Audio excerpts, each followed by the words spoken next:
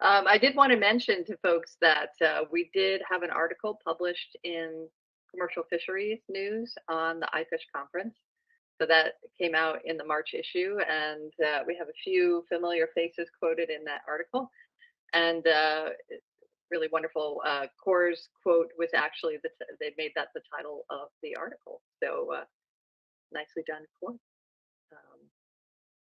But yeah, if anybody, Commercial Fisheries News is available online if you want to read the summary of iFish. So I think that we should probably go ahead and get started because it's already 11:01, and I want to give our speaker today plenty of time to talk about the great work that they're doing in Denmark with commercial fishermen there.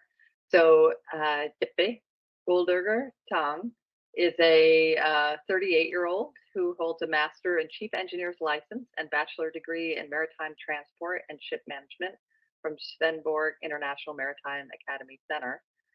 He has 20 years of seagoing experience and a big passion for ship maneuvering, maritime safety, and working environment on board. He was a safety training coordinator and an instructor for his last company and was responsible for the development and implementation of Know Your Ferry. And those courses are both for officers and for catering crew. And he was also a developer and instructor of internal STCW refresher courses in lifeboats, man overboard, and FRB boats, and has a basic as well as basic maritime safety courses. And he is responsible for instructing MES training and equipment. And so now he's providing safety training and is an instructor at the Rely on Nutec in Esbjerg, and he has taught maritime safety in regard to STCW, GWO, and OPITA standards. So he will be talking today about safety and Danish small-scale fishing, and we've, he and his team presented at iFish, and I have to say I attended the there and was so impressed with the work that they're doing. So I'm really delighted that he was able to join us today to talk about the kind of comprehensive initiatives they have on safety and well-being for fishing communities. Before we get started, though, I do want to remind people that while Jeppe is presenting, please put yourself on mute so there are no disturbances while he is giving his presentation. And also, I wanted to mention that I will have to hop off at about 11:30 to jump on another meeting, but Kim and Mandy will kind of help keep things going, and we'll provide some time for question and answer. And I think that's, often one of the most important parts of this session is just giving people a chance to ask questions about what the presenters have shared. Is Jennifer here? She is. I see her. Jennifer, do you have some updates you'd like to share? I am, Julie. Oops, let me turn my camera on. Okay. Hi, everyone. Thanks, Julie. I'm really excited to hear this session today, so I'll keep this short. I know that Julie and I and the rest of the iFish core planning team have been working on getting the call for papers out. So I wanted to give this group a heads up that should be coming later this month. So we're going to have a special issue for the Journal of Agri-Medicine.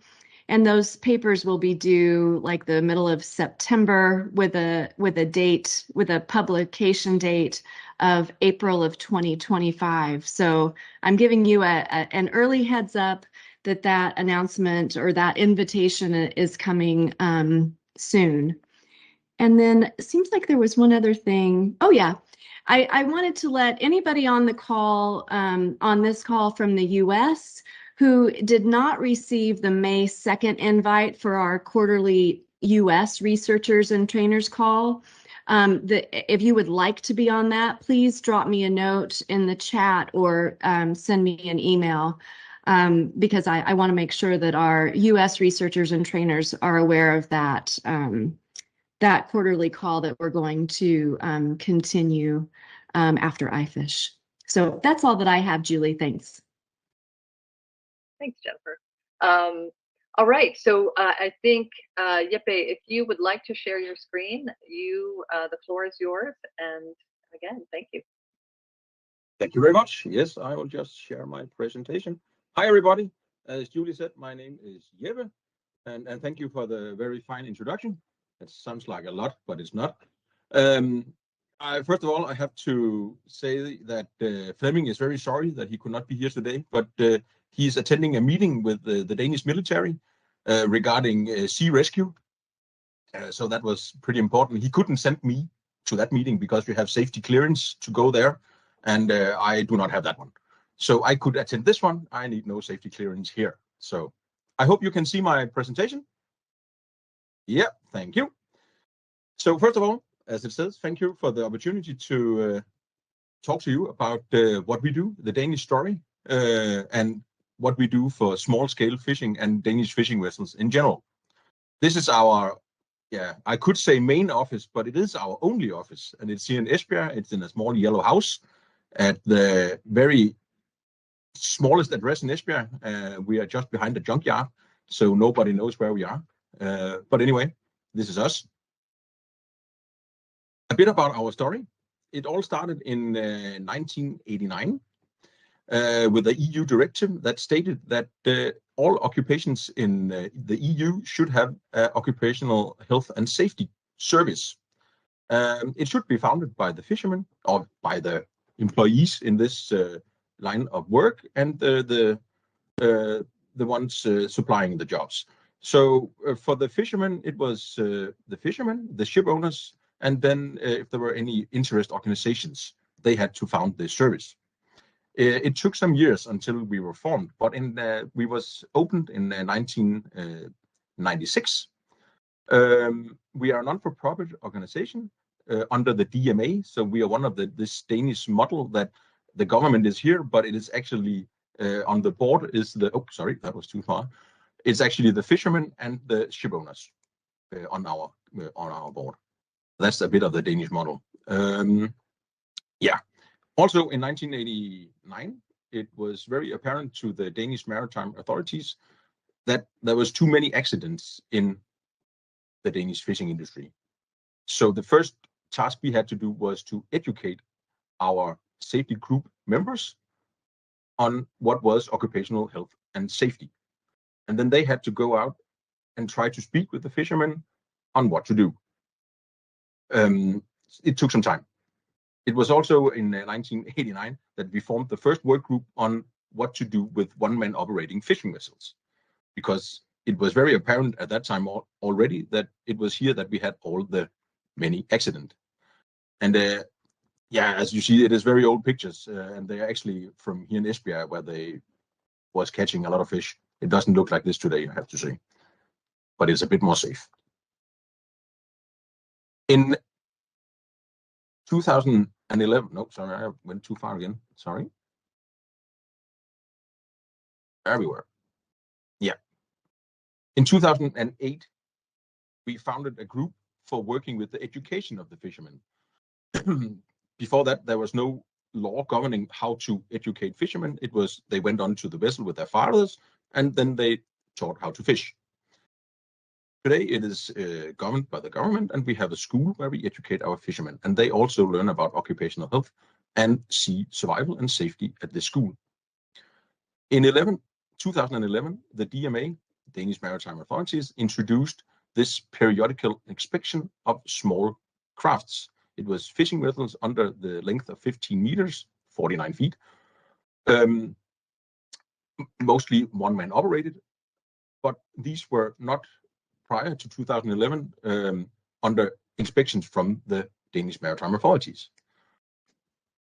So this was a very new thing, and it was a very big thing for the fishermen, and they were very, what could you say, they were anxious about this, because now suddenly the government was coming and checking them out and what to do. So it became our task to go out on these fishing vessels and help them pass these inspections. So this is the next slide. The pre-inspections. As you see, we go out on many different types of vessels, from the smallest one-man operated fishing vessels, as you see in the top, to the biggest pelagic fishing vessels with a crew of 15 to 20 people on board. But our biggest task is the small vessels. We go out on these pre-inspections. Normally they call us and we schedule a date where we meet up. In DK today, in Denmark today, we have around 1,094 small fishing vessels, and most of them are one-man operated. When we come to the fishing vessel, we talk with the guys about their normal standard working procedures. They have what we call risk assessments and workplace instructions, where they have described what they do when they put out their fishing gear, when they take home their fishing gear, what type of safety equipment they should wear. Normally this is something they have made by themselves, but of course we are on the phone, so we can help them by filling this out. We have this online web-based safety program, just like an SMS system that you have on bigger vessels. We have this too, and we of course help them filling out all these forms. We talk about what they do, the kind of safety equipment that they use or not use, and then this is where we do our biggest. You see, this is our biggest task, because this is where we change something when we get the fishermen to think about their normal work routines, but also the type of fish, the type of safety gear that they use. Do they use inflatable life jackets? Do they use PLBs? Do they have a rescue ladder? How do they get back on board if they fall overboard? And we can feel that we push them at some point. When they think about this, it actually helps. So though this is our biggest task, this is actually going out to all around in Denmark, talking to the fishermen and helping them passing these inspections. Of course, there's a lot of things that they have to have control of, certificates, maintenance and such, and we help them with this. Yes.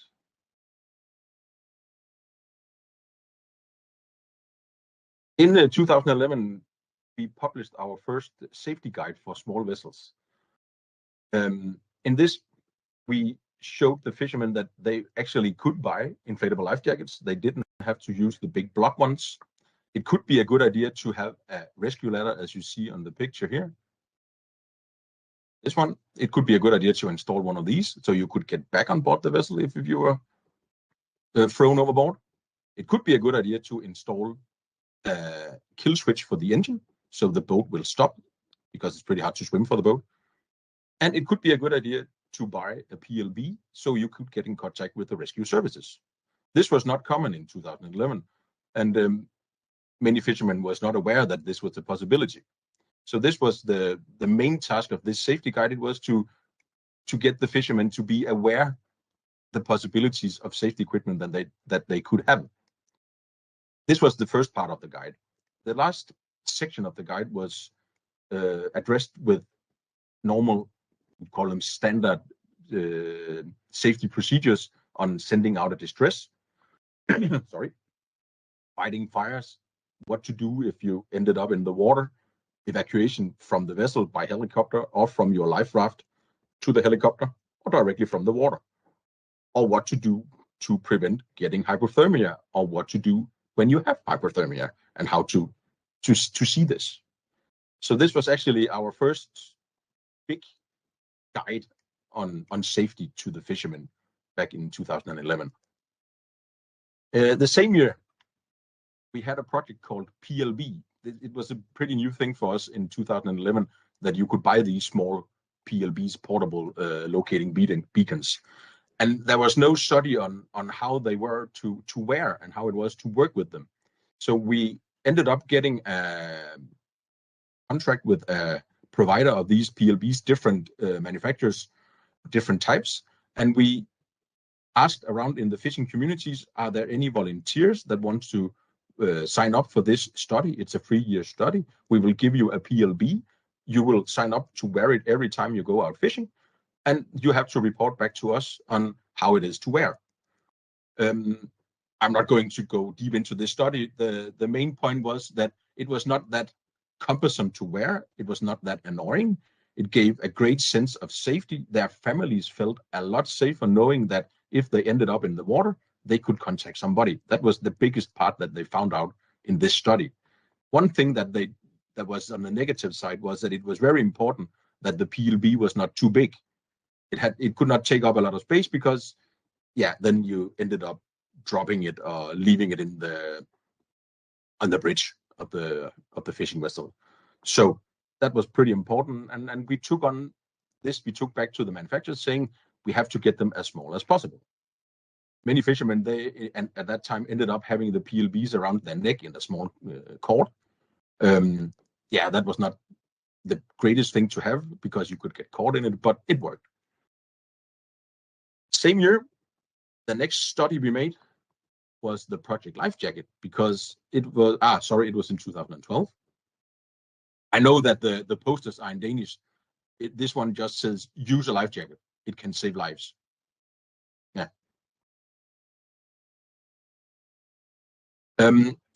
Again, we ended up talking to a lot of manufacturers, getting them to supply us with different types of inflatable life jackets. We handed it out to some of the fishermen, saying you can borrow this one for up to 3 weeks, and then you give us feedback on how it is to wear. It was formed as a roadshow, this Project Life Jacket. So we went around into the fishery harbors in Denmark, setting up this small stall, showing them the different types of life jackets. They could come in at their convenience, looking at life jacket, trying them on, and if they wanted to borrow one, they could borrow one and take it out fishing. It showed really clearly in this study that it was very important that it was not too big, it was not too heavy, very important, but also that the cover of the life jacket had to be of some kind of canvas material that you could wipe down. Because when working with the fishing gear and working with the fish, they ended up getting pretty messy, and it was really hard to clean them. So they got damaged really fast. It was also very important. The study showed that these types of life jackets should be very close to your body, because they got caught in the nets when they were if they were gill net fishing. So we tried to put this back to the manufacturers and getting those guys to work on this. Also in 12, we had a big movie project with the Danish Air Force, the rescue services. We made a movie about a fishing man getting into the water from his boat. He was gill net fishing, and he was taking home his gear and ending up in the water. His boat didn't have a kill switch for the engine, so he had to try to swim for it. He couldn't. Luckily, he was wearing a life jacket, and he had a PLB. So as you see in the end, he was rescued by helicopter. That was pretty lucky for this guy. The idea about this movie project was to show the fishermen that this is what happens if you end up in the water and you have the right gear on board. Then this will happen. And also we wanted to show them the different types of equipment they could buy again, because we could see that when we did these pre-inspections, not many fishermen had the gear on board. So we would really try to make them buy it and use it. So that's why we made this movie. It had an effect. The manufacturers told us that they started selling a lot more inflatable life jackets. The PLBs was a harder thing to get the fishermen to buy, but we'll come back to that. Yeah.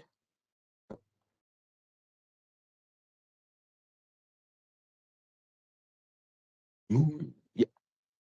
In 2015, we made a movie project trying to get out a bit further to the common schools in Denmark and to the fishing school, showing them what types of fishing method we used in Denmark and how it was to be on board these vessels. In Denmark, the most common fishing methods are trawling, purse seine netting, and gill netting for commercial fishing. And this is from the smallest one-man operated fishing vessels to the biggest pelagic fishing vessels.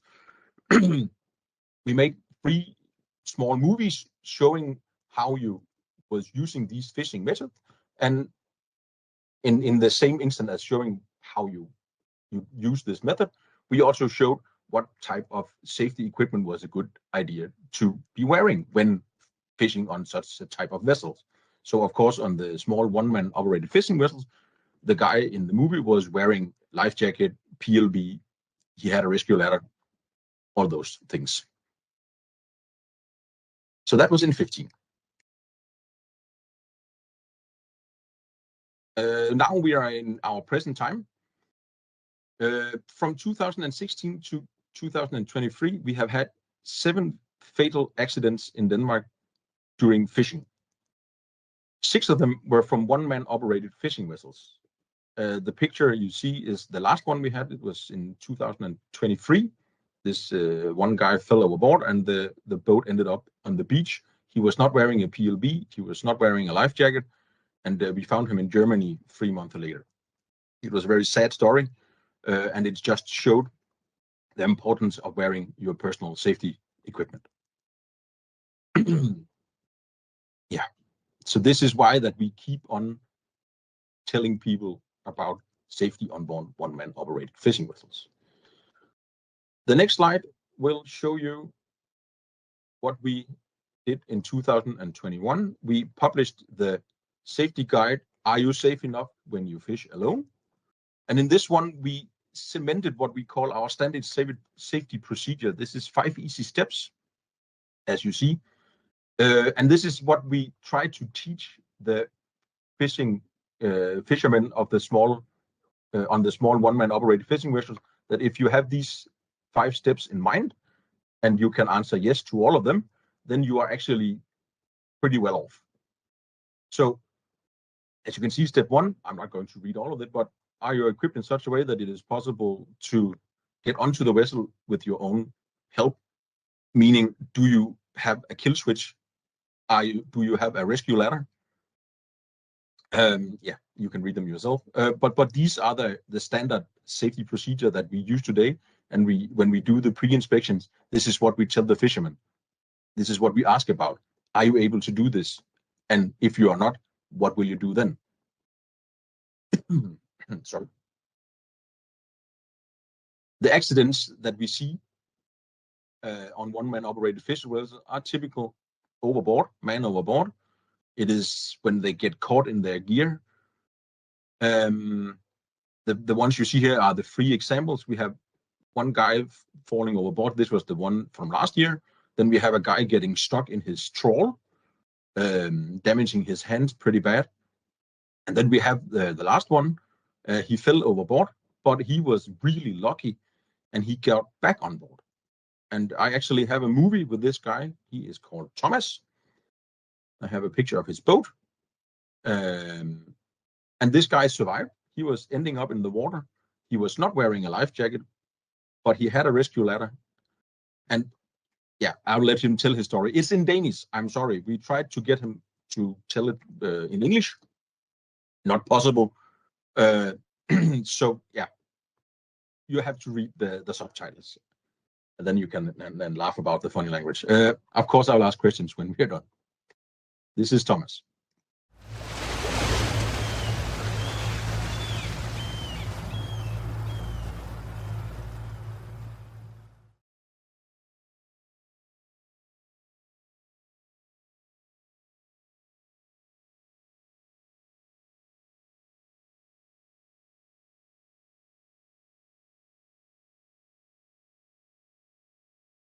Goddag, mit navn er Thomas Petersen. Ejer en enmandsskutter E325 Gilde Christina. Jeg har en lidt grim historie fra den 16. marts 2021. Meget normal dag. Skal ud og sætte mine 2 garn, sejle ud fra Sorensen med lidt frisk vind. Alt er som det plejer. Jeg får sat de første 1.500 sogarn uden problemer og det. Så er jeg i gang med den næste række og skal af med min anker og bøjlin og hvad der nu hører til. Og i det jeg smider det, der får jeg bøjlin rundt benet. Og så vil jeg sige, så er god røde dyre. Jeg har heldigvis noget at slække op, så der er ikke så meget fart på skibet. Men det strammer mere og mere, og jeg kan faktisk ikke komme ud af det, uanset hvad jeg forsøger at. Og der er jeg så heldig, at jeg når at få sat mit anker på plads og på skibet, så er det sådan set ankerkryds og bøjelin, der holder mig skibet stille, kan man sige. Og det ender med, at jeg hænger op i min sætstang med grejerne faktisk stående og agter ud. Og der hænger jeg noget tid. Jeg kan ikke få fat i min kniv. Jeg kan ikke få fat i min regulator, så jeg ikke får bakket skibet. Måske ikke komme fri på den måde. Og det ender så med det sidste, jeg ryger ud af siden. Og hvordan det sker, det kan jeg ikke svare over den dag i dag. Men jeg er så uhyggelig heldig, at da jeg ryger ud af siden, der mister bøjlingen taget om mit ben. Og jeg kommer op ved siden af en agterste lændsupport. Og mens jeg hænger der, så får jeg fat i min livssele. Jeg har den i styrbordsside af en agter. Og får den rykket ud, og den kommer jeg om, og så hænger jeg i den. Og så får jeg kæmpet mig op på min... Jeg får en ny overbygning på skibet, hvor jeg får nogle nye stiger og noget på. Og i det, jeg rykker mig op der er faktisk så meget kraft over, at jeg rykker muskler over min brystkasse. Og i det, jeg hænger der bruger jeg tilfældigvis så vaders, og det anbefaler jeg i hvert fald ikke med. I hvert fald ikke, hvis du bruger det ene mand. Dem får jeg bakset af. Og jeg kommer ombord på skibet igen. For mig rykket over lønningen og det. Og kommer ind og kommer lidt til mig selv og tænker over, hvad jeg skal gøre af det. Det hele står lidt stille, altså så jeg får sat, jeg vælger at sætte grejerne færre, eller sætte de sidste garn, og sejler i havn. Og så vil jeg sige, så kører jeg faktisk hjem, og da jeg kommer hjem, der bryder jeg sammen. Altså det gør jeg sgu, der kommer jeg til at tænke over det hele. Jeg er endda færdig i Fiskeriets Arbejdsmiljøråd, og tænker så at vi snakker om en psykolog hjælper dem, man er jo hård jo. Så det siger jeg nej til. Der går et stykke tid, jeg fisker videre og sådan noget, altså. Og så derefter, der har jeg været flere uheld med andre enmandsbåde. Og der må man sige, de er ikke været lige så heldige som mig. De er sgu ikke kommet hjem. Og de er, nogle af dem, de bliver aldrig fundet. Og det er nok som det er inden for enmandsfiskeriet, vi bruger sgu ikke sikkerhedsudstyr. Og det er for dumt, at det ikke bruger sin arbejdsvest og sin... Måske har GPS-nødsender på sig, hvis uheld derude, så kan de finde en. Nu er det tilfældigvis ikke alle, de har fundet. Jeg var bare heldig den dag. Jeg er her endnu, så jeg kan fortælle min historie.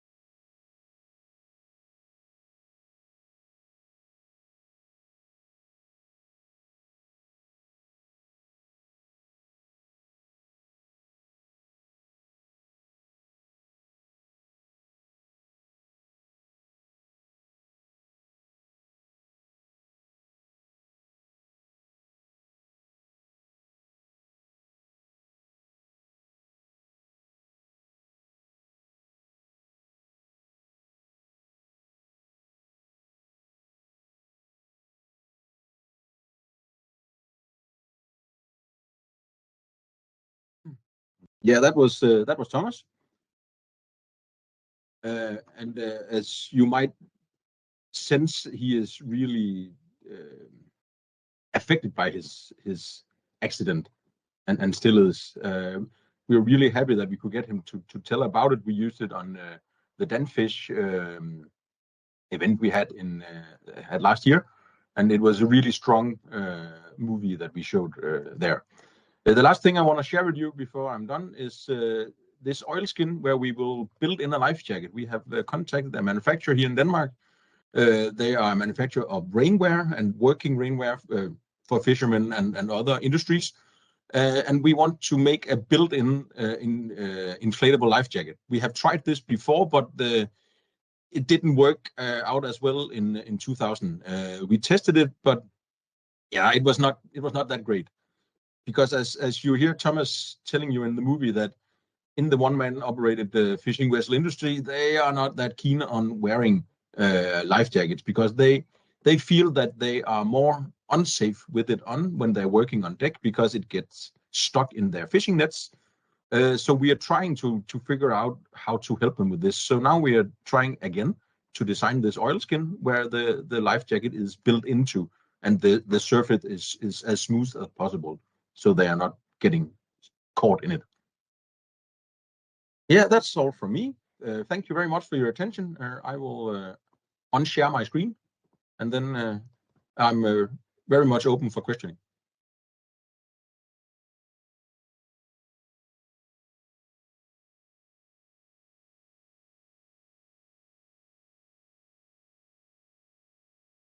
So, any questions? It looks Yeah, like we have a Anthony? few hands in the chat.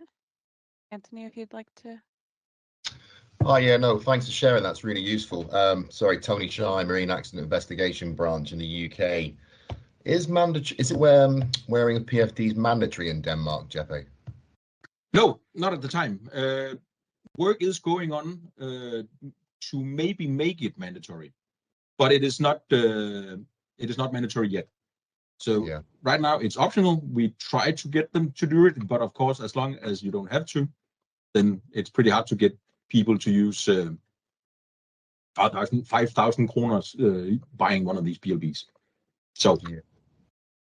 No, it's very similar things that we see over here in the UK, especially with the under 10 meter single-handed fleet with the crab pots, creel boats getting caught, entanglement. I think Norway has set similar figures with the gill netters, the same as yourself. And that's one of the main concerns at the moment is single-handed operators becoming caught in the gear and taken over the side. yeah, same here in Denmark. That's it. Is when they put out their gear, this is when it happens. And we try to get them to use their inflatable life jackets, but it is really hard because they feel that they are more unsafe wearing it than actually using it. Yeah, we find a combination of people wear them and they wear them incorrectly, i.e. no crutch strap, or they're too loose and then they fall in the water, they rise up. We've had a couple of recent reports come out recently, fishing reports that is, where PFDs have risen up, come off and become ineffective. So it's not only importance of wearing the PFD, but to make sure it is correctly fitted with the crutch strap and to get the full benefit of it, you know? Yeah, for sure. It's more dangerous when you do not wear it correctly. No, thank you very much. I'll let someone else have a moment.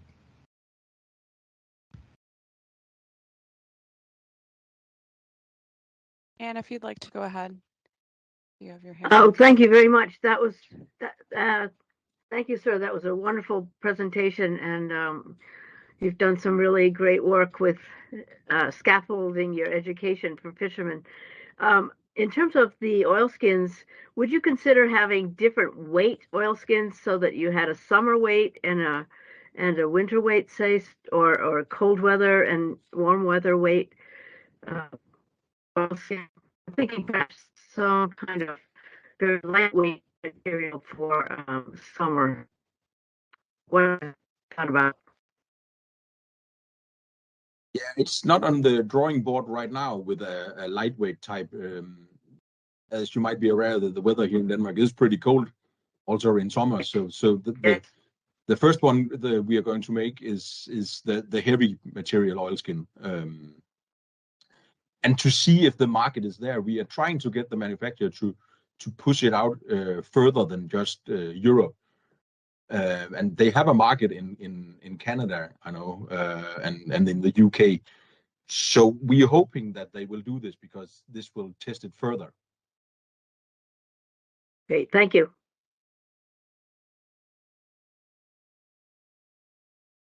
I wondered if Anthony or Jeppe have heard from fishermen that they don't want to wear a life jacket because if they get tangled in the gear, they won't be able to bend down to their foot to cut themselves free. I've heard that. I just heard that this weekend at a trade show from somebody. I've heard it once before.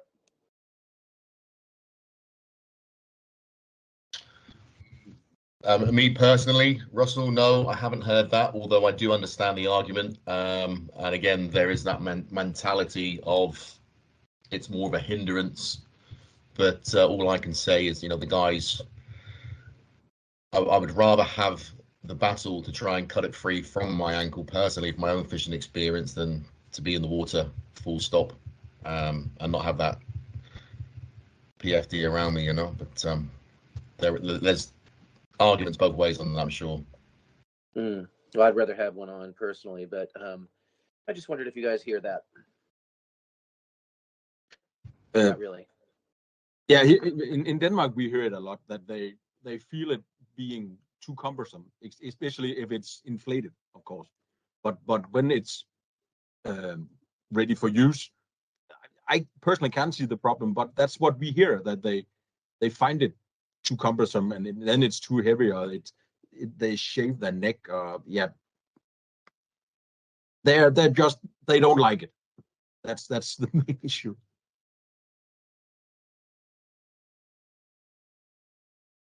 And then it looks like Lily. Great. You hear me?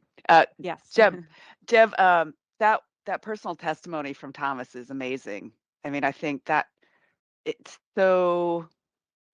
from the gut, and it's just so motivating. I think you cannot be moved seeing his face talk about his experience. I work for Mustang Survival. Have you, and I'm really intrigued by your oilskin inflatable combination. Have you looked at the Mustang Survival Float Code as maybe some of your design inspiration? And you mentioned, some interest in Canada. I mean, we have a full testing lab in Vancouver with a tank, and we can. Have you looked to? Are you working with anyone at Mustang? I'm based in New Hampshire, in the United States, so I'm a remote worker. But are you working with anyone on the product team, engineering team at Mustang on some of these conceptual ideas? No, we are only working with the local manufacturer here in Denmark, and they have access to testing facilities here in Esbjerg. That's where we are going to try and test it. We have looked at these floating jackets, and we tested those in 2016, I think. But again, the fishermen had this feeling that they were too hot and they were actually too cumbersome to wear again. So it was not the way that we wanted to go with this. So we are trying to introduce this again as this one chamber working vest option with hopefully we are getting it with a hydrostatic release unit on it for automatic release, and then with space to build in this PLB. Yeah, that's super interesting. So you're going for a lightweight garment. Yeah. That gives more mobility for doing your job, but Exactly. with the backup of the inflatable incorporated in it, so it's not gonna. That's exactly. Please take my email address. I'd love to connect you with some of our design guys. That would be awesome. We will. Thank you. We will. Hey, it's why I call into this stuff, right? You learn new things. I can pass along your email as well. Thank you. Sure. It looks like Frankie Horn has a hand raised. Yeah, thank you. Yeah, just going back to Russell's question about, the point of going, fishermen's sort of reason is going overboard and then having buoyancy going upwards while you're going downwards and not being able to reach and undo you. I've read 109 fatality reports, and there's no evidence within them reports to say that anybody was entangled and couldn't get out because of their PFD. But there are probably 100, most of them, to be honest. They perished because they couldn't float. They perished because they couldn't keep their head up. So if somebody was entangled and they were going overboard and they were going under the water without buoyancy, the fact of cold water shock and the rapid breathing, they wouldn't have time to free themselves. That has to be done before they go out over the side. And in that point, then the PFD is not a hindrance to them. The other thing, I think we have to sort of get away from, allowing fishermen to keep telling us it's impossible to wear, because they're not impossible to wear, because we've got fishermen who wear them constantly, who wear them for 18 hours a day, who are doing it because they understand the reason for doing it. I think we're just still in that zone of I don't want to. It isn't a case of I can't. It's more a case I don't want to. We've got to get past that peer pressure. We've got to make it more trendy. We've got to make it more natural. Pretty much like you come to the cycle helmet, analogies. They started off with a pudding head, and all of a sudden they look quite trendy in it now. And actually, if you don't wear one, you don't look trendy at all. But I think we just have to get past that bit. The manufacturers of PFDs have put a large effort into producing a product that is almost perfect. It'll never be perfect because it's one size fits nobody. But I've got people who I know who are wearing them constantly and wearing them all day and wearing them correctly. So therefore it can be done. It's just a case of how do we get past that? I don't really want to. I think we have to, we have to just be open to that fact that maybe they're trying to pull the bull over our eyes a few times. But those of you who know what the work we've been doing with our partners of putting people into environmental tanks, all of a sudden they realize, they get the message, they get the package, and they maybe not go away and wear a PFD more, but they probably go away and think about not falling overboard a bit more. So yeah, just something to note, to be honest. Thank you.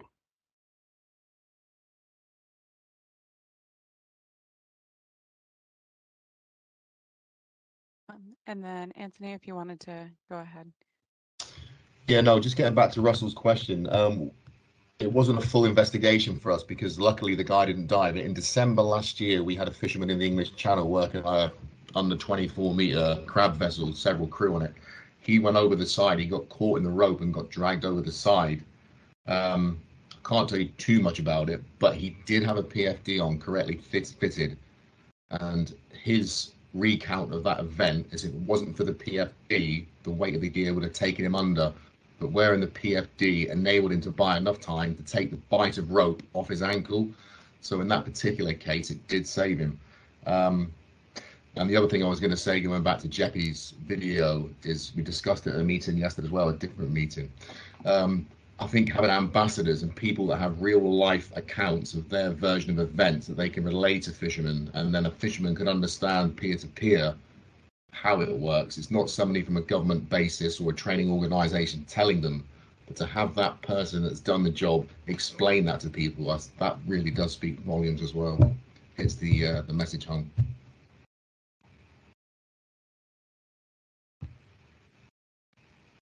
And Leanne, I saw you had your hand up a little while ago and you put something in the chat. Did you want to add anything else to what you had in the chat? I want to put you on the spot. Oh, no, I was just like when you were talking about oil skins having the inherent flotation, I can't wait to see that. Because, we have some bibs that, oil skins that work for fishermen. The Regatta is one. I just know that sometimes not everyone knows of all the things out there, and different companies and different products. So if you guys haven't heard of the Regatta, check it out. And then the Stormline bibs are popular too. And then the Regatta bibs are just a little more lightweight and movable. And then the Stormline, and then the Regatta also has the jacket as well, and the bibs. And then the Stormline is just the bibs, and they're a little thicker, but so a little bit less movable working in them. But fishermen like those, so definitely check those out if you haven't yet. But I guess one of the downfalls too is that it's not that much flotation, where if you had an inflatable inflate, wow, that would definitely increase your chances of surviving. So I'm looking forward to seeing that. And that's all I wanted to add.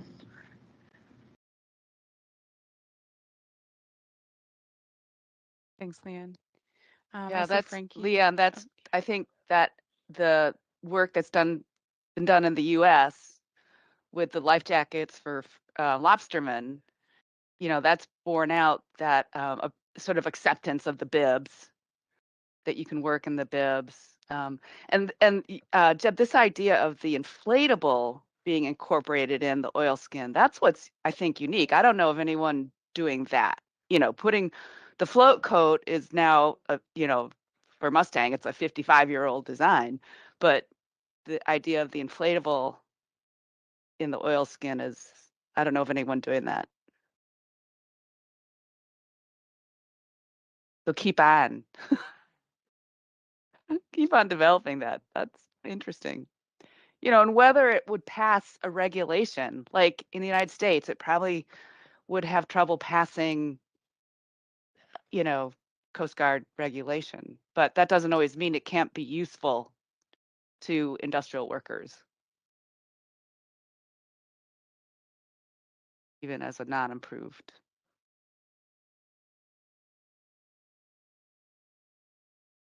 Jeppe, I'll let you go ahead and respond to that. I think you had your hand up, and then we can. Yeah, sure. No, I'm not imposed on your time. In Denmark, we have it approved according to Danish standards and also the DMA. We have the one from 2010. It is approved, and we are developing on that one.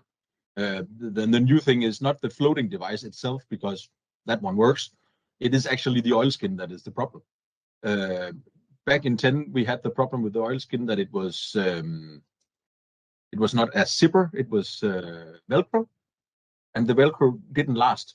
When you were working with it, the Velcro just gave up. So now we are trying with these zippers that you can have in life jacket, these explodable zippers. So when you inflate it, they will just break. So that's the new thing that we're working with, and we are having a meeting with them Friday, and we are hoping that we can get into the testing phase during the fall. Let's see. But it should actually be quite straightforward, because we have the approved design already from 2010, and we're just further developing it with the new oil skin. Yeah, that's it. Great. Looks like Frankie, you had your hand up for a little. Yeah, it's just that a couple of things really. I have seen several versions of the oil skin fitted with a inflation device in it and trialed, and the problem is it's keeping the buoyancy in the correct position, keeping the buoyancy where you need it. If the oil skin is, say, too big for the person wearing it, it'll move around, and it can actually move up over the head if it hasn't got a belt type fastener on the clothing. So something that sounds quite simple actually can be quite complicated, because you've got to bear in fact, some people like a loose oil skin, some people like a tight one. So there's all these other factors to bring in, and compatibility of clothing, even with certain types of life jacket. You get more buoyancy in the trousers than the actual jacket is given. Then they end up lying on top of the water rather than on a 45-degree angle. So there's all them difficult factors. But just on a lighter note, there was a fisherman telling me the other day that when they went into the water just before Christmas, 4 of them, they were full of herring, the vessel capsized, they went into the water. And he said the biggest nightmare that keeps them, they lasted an hour before they were rescued. The 72-year-old that was there said he didn't have 10 minutes left in him. He was done energy-wise. But he said the one thing that's keeping most of them awake is the seals.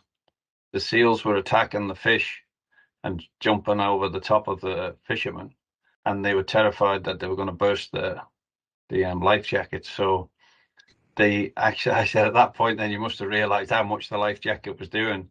He said, we wouldn't have lasted 10 minutes without them. So, there are stories out there with happy endings, even though everything else went wrong and everything else was going wrong. So that equipment does work, and it's proven to work, and it's saving lives every month of the year, as we were talking about them. So we have to be positive about what the equipment does, and even when somebody is, things are all going wrong and one thing's going wrong after the other, it still keeps the head up. So I think we are nearly there with this equipment. I just think we have to start pushing out how do we get the fishermen to register the fact they need it. Is the thing for me. Thank you. Jeff, I was thinking while Frankie was talking, I wonder if you could put a stirrup on the bottom part of the pant leg that goes under the arch of the foot, so it's down, so it'll keep the keep the pants from floating up. I seem to remember having something like that as a kid, a little strap that goes around the arch of your foot. It doesn't tighten, it's just keep the things from keeping the floating. pants down. Yeah, my kid had that on his rainwear. Yeah, actually, the oilskin we have fitted with a crotch strap and also a breast belt, just like a normal inflatable life jacket. It's just underneath the oilskin, so it's actually it is put in place. So it's just incorporated into the oilskin. And I know that a lot of Danish fishermen, when they wear their oilskin trousers, they have a belt on it on the outside to keep air from getting into them.